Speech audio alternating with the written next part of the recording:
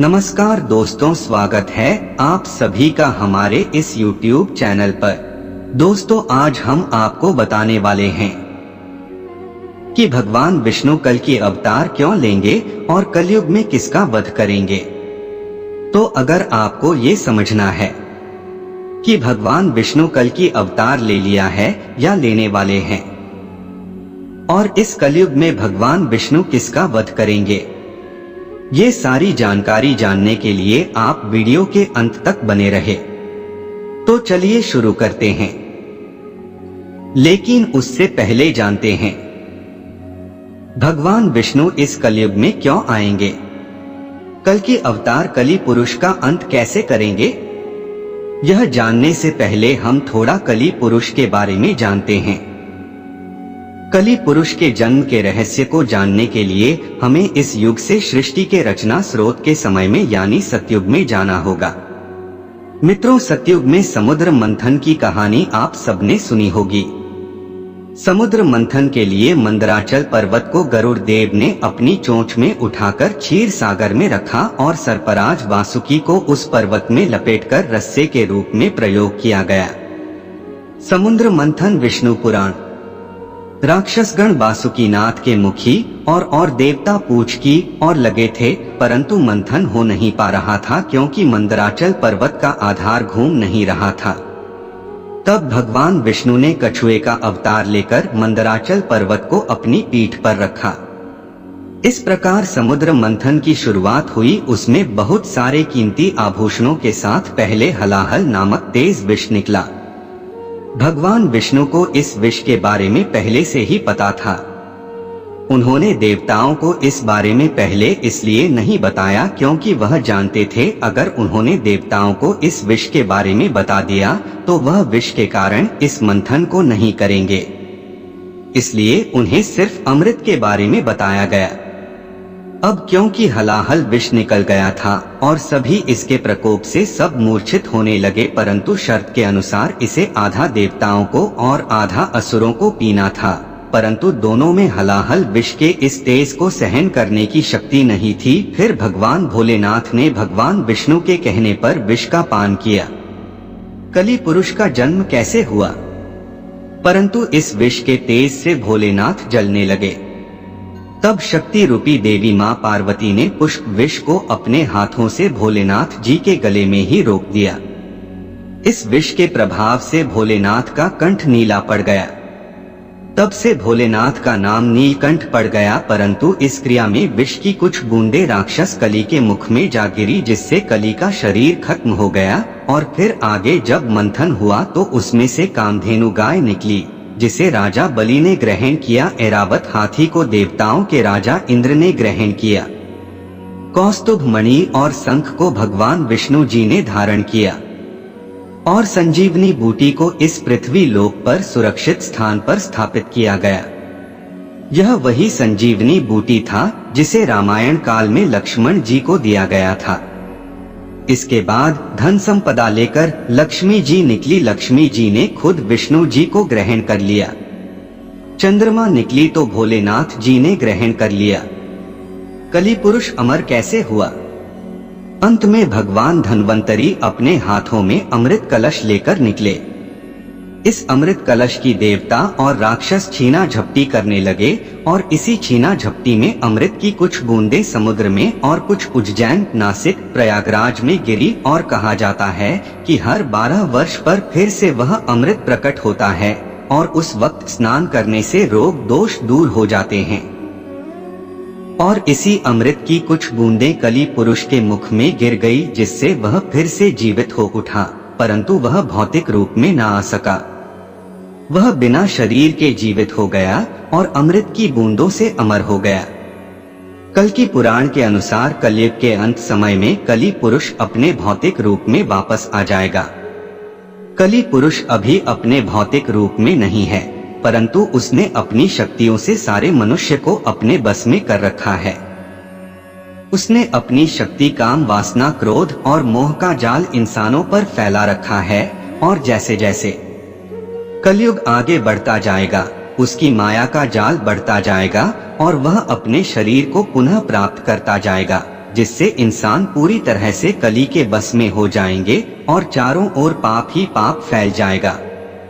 और कली पुरुष को ही खत्म करने के लिए भगवान विष्णु कल की अवतार में इस कलयुग में जन्म लेंगे।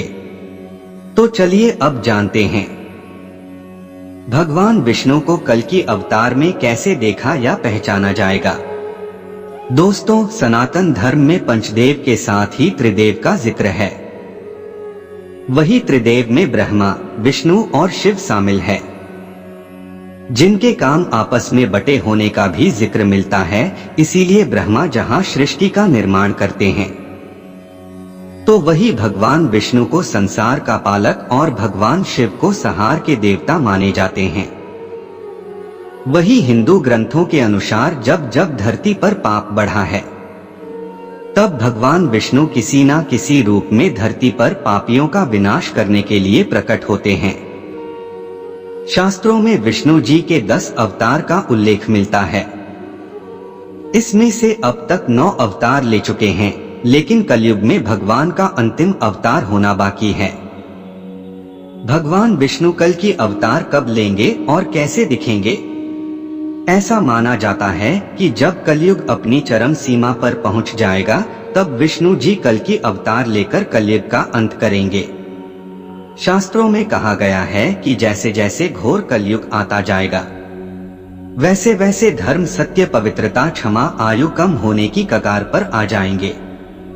यह भी बताया गया है कि कलयुग में जिसके पास धन होगा उसी को लोग कुलीन सदाचारी मानेंगे, और जो जितना छल कपट कर सकेगा वह समाज में लोगों की नजरों में सबसे कुशल व्यवहार वाला माना जाएगा।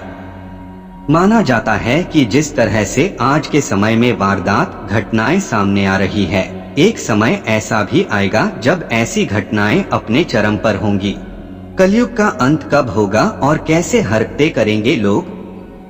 एक इंसान दूसरे के खून का प्यासा हो जाएगा। गरीब से लेकर अमीर लोगों में जलन होने लगेगी। धर्म को ना मानने वालों का बोलबाला होगा। जिस तरह से प्रजा को संभालने के लिए एक राजा हमेशा मौजूद होता है, लेकिन आने वाली घोर कलयुग के समय में किसी भी शहर का राजा कोई नहीं होगा। वहां केवल अधर्मियों का राज होगा। मान्यता है कि एक समय ऐसा भी आएगा जब चारों ओर अकाल पड़ जाएगा। लोग भोजन को छोड़कर जानवरों की तरह पत्तियां खाकर अपना जीवन व्यतीत करेंगे। इस युग में लोगों में सिर्फ असंतोष दिखाई देगा, और जैसे जैसे घरों में पूजा पाठ का अंत होगा, लोग धर्म में पाखंड से जुड़ने लगेंगे। तब भगवान विष्णु कल की अवतार में आएंगे और कलयुग का अंत हो जाएगा। उसके बाद धर्म की स्थापना करेंगे। कल की अवतार आज भी लोगों के लिए एक रहस्य है। ऐसे में हर कोई जानना चाहता है कि भगवान विष्णु अपना कल की अवतार कब लेंगे और कहां लेंगे और उनका रूप कैसा होगा। वही भगवत पुराण में लिखा है कि भगवान कल की अवतार कलयुग के अंत और सतयुग के संधिकाल में होगा। शास्त्रों की माने तो प्रभु श्री राम और श्री कृष्ण का अवतार भी अपने अपने युगों के अंत में हुआ था। इसलिए जब कलयुग का अंत निकट आ जाएगा, तब भगवान कल की जन्म लेंगे। वही अग्नि पुराण के 16वें अध्याय में अवतार का चित्रण तीर कमान धारण किए हुए एक घुड़सवार के रूप में किया गया है। कल की पुराण के अनुसार वह हाथ में चमचमाती हुई तलवार हुए सफेद घोड़े पर सवार होकर युद्ध और विजय के लिए निकलेंगे। पौराणिक मान्यता के अनुसार कलयुग 432000 साल का है। इसका भी प्रथम चरण ही चल रहा है। कलयुग की शुरुआत 3102 ईसा पूर्व हुआ था, जब 5 ग्रह मंगल, बुध, शुक्र, बृहस्पति और शनि मेष राशि पर 0 डिग्री पर गए थे। इसका मतलब है कि 51,900 साल कलयुग के बीत चुके हैं और 42688 साल अभी बाकी है, और अभी से ही कल्कि की पूजा, आरती और प्रार्थना शुरू हो गई है। कल की अवतार कब होगा? शास्त्रों के अनुसार श्रावण मास के शुक्ल पक्ष की 6 तारीख को भगवान विष्णु का कल की अवतार होगा। यही कारण है कि तारीख को कल की जयंती उत्सव के रूप में मनाया जाता है।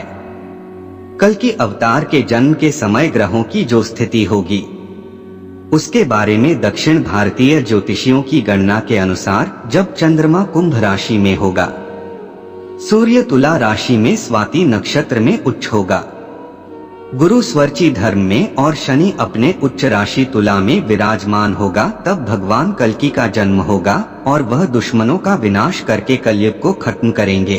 तो मित्रों, आज के लिए बस इतना ही। फिर मुलाकात होगी एक नए और ताजा एपिसोड में। तब तक के लिए नमस्कार।